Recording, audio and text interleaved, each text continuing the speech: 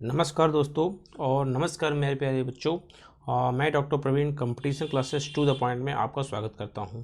तो प्यारे बच्चों, मैं आपको बता दूं कि आज हम एक नया पार्ट लेकर आए हैं, वो है मिरर इमेज पे। आज हम मिरर इमेज के टॉपिक को सॉल्व कर रहे हैं। इमेज आकृति के आधार पे जो क्वेश्चन पूछे जाते हैं, उस आधार पे जो दर्पण प्रतिबिंब के आधार पे क्वेश्चन पूछे जाते हैं, उनकी चर्चा करेंगे। तो जो बच्चे नए हैं उनको मैं बता दूं कि मेरा ये पार्ट 2 है। इसके पहले भी मैं पार्ट 1 ला चुका हूं और पार्ट 1 में मैंने बेसिक चीज़ें बताई थी कि आपको दरअसल इस कुछ तरह के क्वेश्चन को सॉल्व कैसे करना है। तो जो बच्चे नए हैं प्लीज़ आप जाकर के पहले उस टॉपिक को देखो, उस पार्ट 1 को देखो, अन्यथा ये टॉपिक आपको थोड़ा हार्ड लगेगा। तभी आपको इस बेसिक कॉन्सेप्ट समझ में आएंगे कि हमें क्वेश्चन सॉल्व करना है, क्योंकि आज हम मुख्य रूप से क्या करने वाले हैं, क्वेश्चन की प्रैक्टिस करने वाले हैं। एक चीज़ और, यहाँ पे आप स्क्रीन पे देख पा रहे हैं बहुत सारे क्वेश्चन दिखाई दे रहे हैं। इनमें से जो क्वेश्चन मुझे सही लगते हैं और जो थोड़ा सा अलग टाइप के क्वेश्चन हैं उनको मैं कराऊंगा। बाकी क्वेश्चन जो आपको दिख रहे हैं उनकी प्रैक्टिस आपको खुद से करना है, ताकि आप अपनी प्रैक्टिस करेंगे तो अच्छे रिजल्ट आएंगे।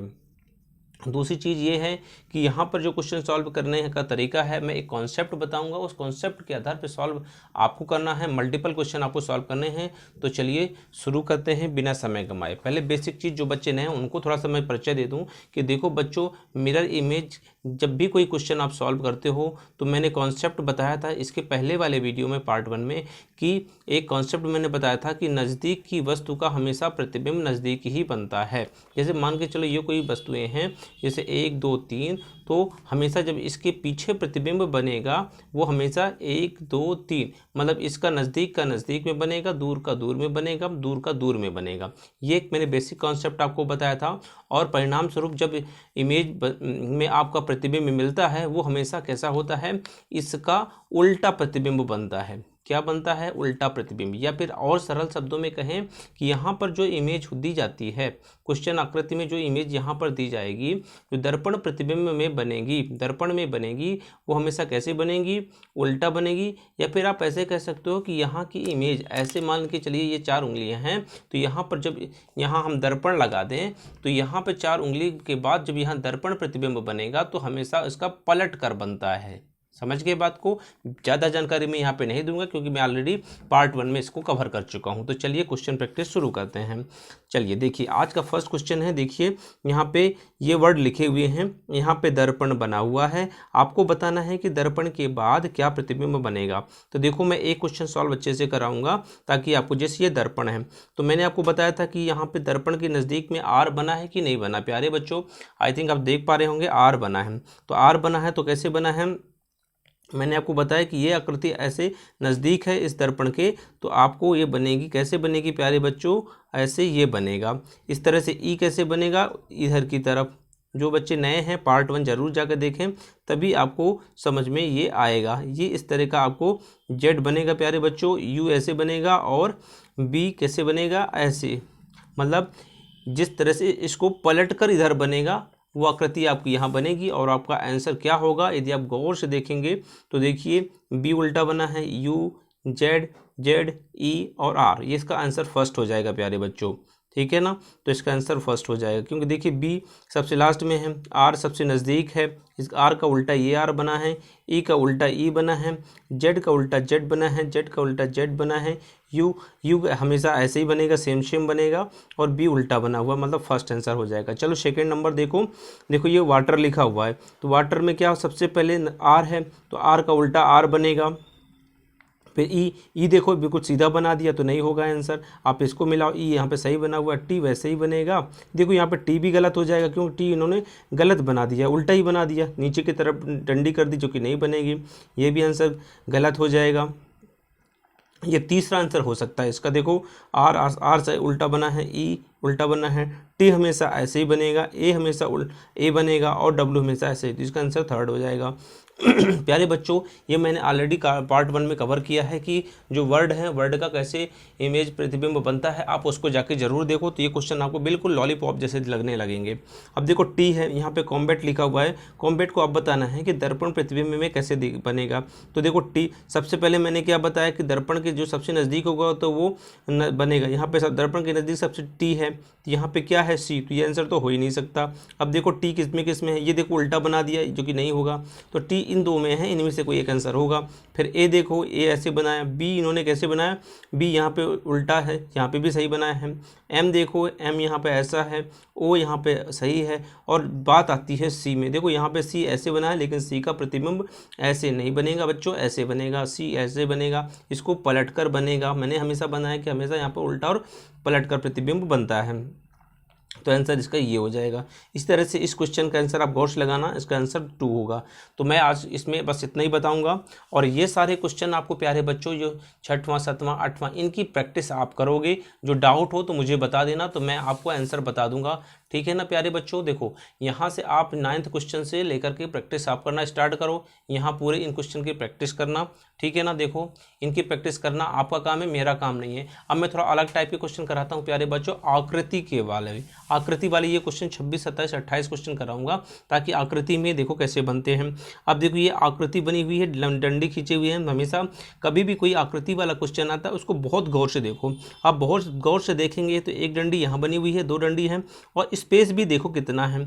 अब गौर से देखो, इसमें तो स्पेस ही ज़्यादा हो गया, इसमें भी स्पेस ज़्यादा है, इसमें भी स्पेस ज़्यादा है, इसमें इक्वल स्पेस है। तो ये एक नज़र में ही आपको आंसर मिल जाएगा, आपको एक ही नज़र में आंसर मिल जाएगा। आपको दर्पण प्रतिबिंब का भी कॉन्सेप्ट नहीं लगाना है। कई बार ऐसा सरल क्वेश्चन भी आता है और हम ज़्यादा उलझ जाते हैं, तो आप सीधा सीधा इमेज को देखो और बस वही बात है, और सीधा बनेगा। एक हमेशा दर्पण प्रतिबिंब सेम ही बनता है, और यहाँ पे बस आपको गैप देखना है, ये जो गैप है वही गैप देखना है। यहाँ पे देखिए ज़्यादा है, यहाँ पे भी ज़्यादा, यहाँ पे भी ज़्यादा। चलो इस क्वेश्चन को देखो, अच्छा क्वेश्चन है 27वें क्वेश्चन को देखो। ये एक ट्रायंगल बना है, बी और एल बने हैं, देखो नीचे। अब हमेशा देखो एल सबसे नज़दीक है, तो किस में एल नज़दीक बना है, देखो इसमें बना है, इसमें बना है, इसमें बना है। फिर आप गौर से देखेंगे कि ये आकृति अंदर की तरफ है, किस में अंदर की तरफ है, ये तो आंसर ही नहीं होगा, ठीक है, क्योंकि इसमें गलत यहाँ बना नहीं है। अब इसमें अंदर की तरफ बना है, इसमें तो बाहर की तरफ बना है, इसमें अंदर। अब बात आती है 2 और 4 में। अब देखो बी कैसे बना है, आप गौर से देखेंगे तो बी यहाँ पे उल्टा, इसी को उल्टा के बनाएंगे, मतलब बी सेकंड आंसर का सही हो जाएगा, क्योंकि यहाँ पे बी का दर्पण प्रतिबिंब बी नहीं बनेगा, उल्टा बनता है, ऐसा बनेगा, इसका मतलब आंसर सेकंड हो जाएगा प्यारे बच्चों। ये देखो सरल क्वेश्चन है 28वां, ई को बनाया गया है, तो ई का प्रतिबिंब हमेशा उलटकर बनेगा, तो एक ही आकृति है यहाँ पर उलटकर ये बनी, बाकी तो आड़ी तिरछी उल्टी बनी है, तो ये आंसर गलत हो जाएगा। तो प्यारे बच्चों आई थिंक समझ में आ गया होगा। चलो अब मैं एक नया टाइप का क्वेश्चन कराता हूँ आपको, इस लुसेंट की बुक है, इसमें नया टाइप का क्वेश्चन मैं आपको कराता हूँ ताकि थोड़ी सी और आपकी प्रैक्टिस हो जाए। मैंने मार्क कर रखा है क्वेश्चन नंबर 43, 44 और 45, इनको थोड़ा सा अच्छा क्वेश्चन है, इसको सॉल्व कराते हैं। मेरा उद्देश्य है कि यहाँ आपको अलग अलग तरह के क्वेश्चन करा दूँ ताकि आप एग्जाम में गलती ना करो, ठीक है। देखो ये आकृति वाला क्वेश्चन है। मैंने हमेशा एक चीज़ बताई कि जैसे दर्पण प्रतिबिंब है ना, जो चीज़ नज़दीक है वो हमेशा कैसे बनेगी, नज़दीक। ये आकृति है ऐसे ऐसे ऐसे, और फिर देखो ऐसे ट्रायंगल बना है, ऐसे ट्रायंगल। अब गौर से देखो इमेज में मैंने हमेशा बनाया कि जब भी यहाँ कोई इमेज बनेगी, इस साइड कोई इमेज बनेगी, जो सबसे नज़दीक होगी वही सबसे पहले बनेगी। तो ये आकृति सबसे पहले बननी चाहिए। यहाँ पर गौर से देखो किसमें बनी है, इसमें बनी है, लेकिन ऊपर की तरफ बनी है।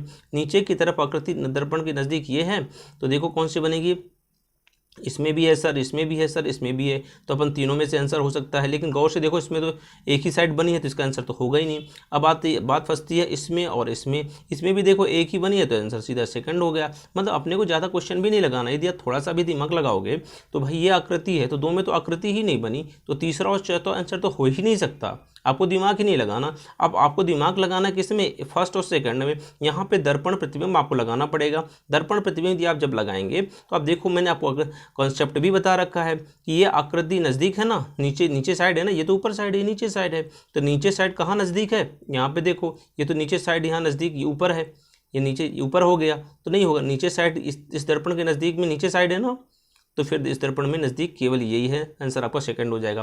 प्यारे बच्चों इसी कॉन्सेप्ट के आधार पे ये क्वेश्चन भी है 44वां।